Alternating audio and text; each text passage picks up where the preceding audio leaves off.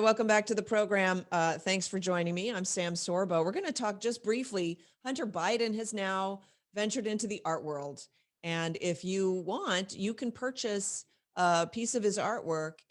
I believe if it's like on plain paper, it's only $75,000. But there are pieces that go up to and include the price tag of $500,000. Now, I haven't gone into this very much before, but this is money laundering. That's what that is. Let's rest assured, people don't want to buy artwork from a coke addict. They want access to the president, and or they want protection from the Clintons. Oh my gosh, is YouTube going to take this down too? It's medical misinformation. Did you hear that there was another Clinton guy? Well, no, he wasn't a Clinton guy. He was the reporter who broke the story that Bill Clinton met Loretta Lynch, the AG, on the tarmac of an airport late at night to discuss their grandchildren. That poor guy who broke that story and has a young family committed suicide the other day. Yep. Okay.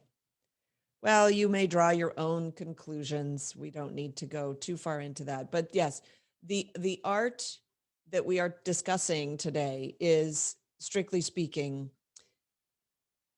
money laundering. That's what that is. And it's an amazing scheme. In fact, I have a movie that I want to do about this. That they basically came in and they saw that with this new movement that beauty is in the eye of the beholder, they could call something valuable that wasn't. In fact, even Picasso himself said that he had become such an iconic figure that even he couldn't tear himself down. Now, Picasso's early work was actually quite beautiful. He did some realistic, I think they were charcoal drawings of women and stuff, quite beautiful. It's not that he didn't have talent, but he realized that if he did really crappy stuff, he could sell it. And what a great way to launder money. You purchase a different kind of a commodity and then you resell it, and then that money is like totally bona fide because, oh, it was that commodity. It's also, it's just a scam. Let's just put it that way. Education used to be teaching truth, beauty, and goodness. Well, truth, there is a truth that is immutable, and there is a beauty that is undeniable. There is something that is intrinsically beautiful, just like there's good and bad. And we would all agree that torturing puppies is bad because puppies are wonderful. We love puppies. And so to torture one would be bad. So anybody who says, no, in my world, torturing puppies is perfectly fine, you go, no, you're the one with the screw loose. But we've been, in a sense, disarmed from being able to point that out to people. We've been disarmed by what? Our school system, which tells us, well, everybody has their own story and they have their own truth. And there is no such thing as objective truth. And that's bullcrap. So there's a top historian now that is warning that this is off the Daily Wire, by the way. He's warning that the so-called woke culture, and that's a pejorative at this point, woke, is a fake religion. Well, I've been saying this for a while. It has to be reined in, or else it might have deadly consequences. Do you think, really? You think so? Not that I'm glad that he's speaking out. Niall Ferguson's a Scottish author and a historian, and he went on Tucker Carlson's podcast, and he explained why the political left doesn't focus on the economy very much anymore. Have you noticed that? Less and less about the economy, and more about their arguments for just tearing down the nation, just destroying. They're all about the destruction of the nation. He said this: the people on the left didn't really want to have a conversation about economics because they'd lost their arguments because they lost those arguments back in the 1980s with the Reaganomics, forgive me. They really hadn't been able to make the case for socialism successfully. So yeah, you still have the few out there who are touting socialism, and now they're unabashed about it, because it's sort of like we might as well just embrace it because we're going to win on these other cultural fronts. And once they win on the cultural fronts, then they can do whatever the heck they want. He said the conclusion was that there was more money to be made, more power to be gained by exploiting identity politics and emphasizing cultural, racial, and gender differences. And so that's what they're doing. And then he warned that Western society doesn't yet, quote, fully realize, although it's becoming more and more clear, that wokeism is in fact a religion. Well, this is what I've been arguing. In fact, I talk about it basically when I talk about my book. The idea is that there is truth, there is beauty, and there is goodness. And those things are interconnected with God. Those things are God. And the left is all about the opposite of God. And in fact, I say, it's not that, okay, I'll say it this way. The greatest trick the devil ever played was to convince the world that he didn't exist. And so we have a bunch of people believing that there is no such thing as the devil. But there is. There is a sinister spirit that exists. It's a sinister spirit. You've seen it take over people when they get angry or when they're possessed, right? You see it. You know that it's there. Intrinsically, you understand that it's there. In fact, I had a friend who was a really bad guy. He's really big guy and tattoos all over. And he ran with a gang and he was just a really, really bad dude, right? And he was arrested one day. He'd been on his way home and the police put him in the back of the squad car. And luckily they did that because he found out later that there had been a hit on him. And if he'd gone home, he would have been ambushed and he wouldn't have survived it. In the back of the police car, he understood that he had seen abject evil. He'd seen it. We've all seen it. We all know it's there. Okay. There is such a thing as abject evil, objective evil, right? And in the back of the squad car, he realized that he had seen abject evil and he went, well, if that exists, then there must be something that is entirely good. There must be that good spirit to offset that evil spirit. And if you don't believe that, then boy, there's no hope for you. Like what kind of life are you going to live? Like that's just a really sad thing. So when he realized that, he actually understood Jesus. It was weird. He felt like he had a visitation from Jesus. And when they pulled up to the police station, the cop got out and brought this guy out of the car. And he said, dude, what's with you? You seem different somehow. And my friend said to him, yeah, Jesus. And that turned his life around. It's a beautiful story.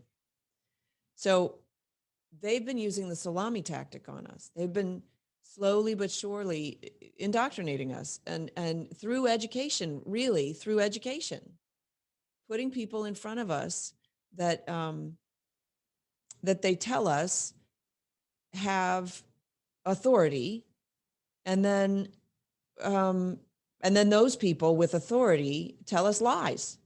And that's what they're doing in our schools today. They are lying to your children. They are lying to your children because they've embraced the lie, not because they don't know that they're lying. Now, okay, to a teacher, I'm not going to castigate all teachers. I won't throw them all in that bin. But when the official spokesperson of the school says that all of the staff and faculty stand behind a woman who teaches lies and nastiness to children, then I call on those teachers. I'm sorry, teachers, but I call on you to stand up and say, I don't stand with her. And boy, I tell you, if you stand up and say, I don't stand with her, you will have families knocking on your door saying, would you educate my children for me, please? Let's homeschool them. You get to run the show, which is not something that I necessarily advocate for. I think parents should be involved intrinsically in their children's education. But my point is that They're looking for an alternative. And you got kids going to a $44,000 a year school, and you're a teacher there. Maybe you're making $50,000 or $60,000 a year, maybe slightly more. Take a couple of kids and say, I'll homeschool your kids. You pay me 80. I'll take your two kids. You save $8,000 a year, and I'll just do it in your home. That would be one solution. Of course, you'd only have two kids. Maybe you could take 6, charge them a little bit less, make it more fiscally meaningful for them.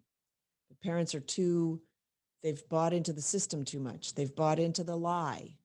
Did you know that students who were accepted to Harvard, Stanford, Yale, but chose a different school for whatever reason, the money or the location or whatever reason, that within 5 years of graduating, their salaries are comparable to the Harvard, Yale, and Stanford graduates? Comparable salaries without the debt. I'm just saying, without the debt. Okay.